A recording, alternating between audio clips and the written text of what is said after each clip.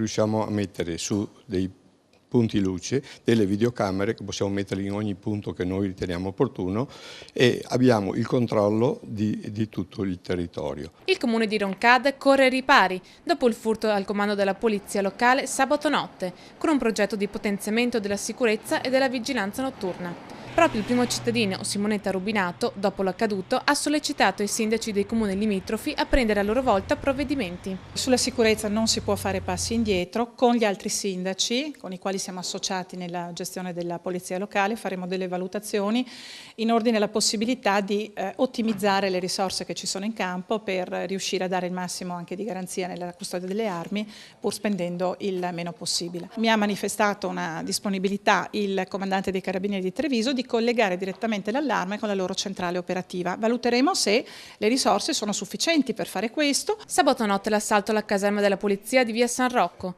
Attorno all'1, appena terminato il turno di vigilanza notturna e dopo che l'ultimo agente aveva lasciato la sede del comando.